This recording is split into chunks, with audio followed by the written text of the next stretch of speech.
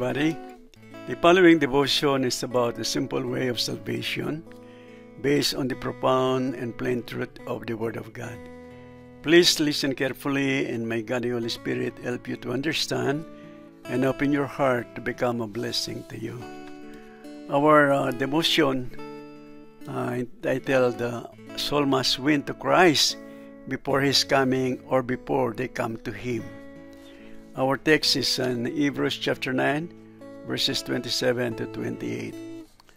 And I will read it for you.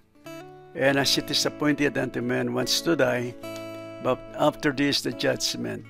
So Christ was once offered to bear the sins of many, and unto them that look for him shall he appear the second time without sin unto salvation.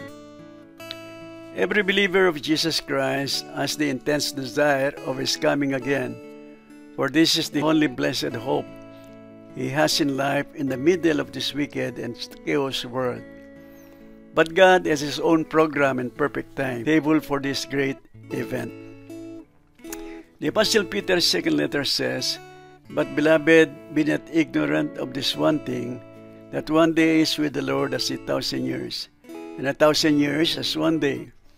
The Lord is not slack concerning His promise, as some men count slackness, but is longsuffering to us word, not willing that any should perish, but that all should come to repentance. But the day of the Lord will come as a thief in the night, in the which the heavens shall pass away with a great noise, and the elements shall melt with fervent heat. The earth also and the works that are therein shall be burned up." That is in 2 Peter chapter 3, verses 8 to 10. There are three reasons in this passage why God delayed the coming of the Lord. First, it says that God is so patient, waiting that people should come to repentance, because as much as possible, He doesn't want that any should perish. Secondly, when the day of judgment comes to earth, the elements shall melt with fervent heat, and the works that are on earth will burn up. Third, according to our text, once a person dies, follow judgment. And if a person dies without repentance of sins and a personal faith in Christ as Lord and Savior, he will spend his life in eternal damnation, which is hellfire. There is no second chance for salvation. The fulfillment of the promised Messiah came to pass for about 4,000 years, and when He bore the sins of many. And now the believers of Him are looking for His glorious appearing the second time around without sin, under the perfect salvation or complete redemption of the believers' bodies. But Jesus is more concerned about the salvation of souls, in that He gave His life for the redemption and forgiveness of sins to those who will believe on His name. After His resurrection and before His ascension into heaven, He gave this great commission, saying to all His disciples or followers of Him, "All power is given unto me in heaven and in earth. Go ye therefore and teach all nations, baptizing them in the name of the Father, and of the Son, and of the Holy Ghost, teaching them to observe all things whatsoever I have commanded you. And lo, I am with you always, even unto the end of the world." Amen. Christians must obey this command of their Master Jesus Christ, to preach His gospel to all people, and if they will accept it by faith, people will get saved. By faith comes by hearing, and hearing by the word of Christ. People must hear the gospel to have faith for their salvation.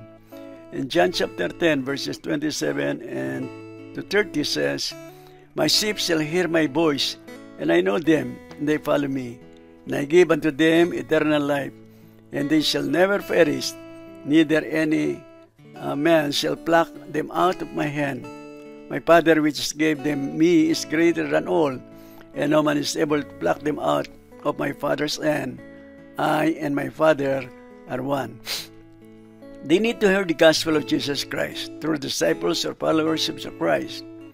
Paul said in Romans chapter 1, verses 14 to 16, "I am debtor both to the Greeks and to the barbarians, both to the wise and to the unwise.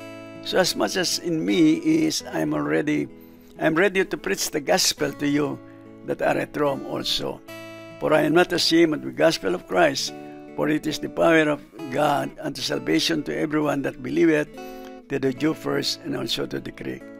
In Ephesians chapter 1, verses 13 and 14 says, In whom you also trusted, after that you heard the word of truth, the gospel of your salvation, in whom also after that you believed, ye were sealed with that Holy Spirit of promise, which is the earnest of our inheritance until the redemption of the purchased possession unto the praise of His glory.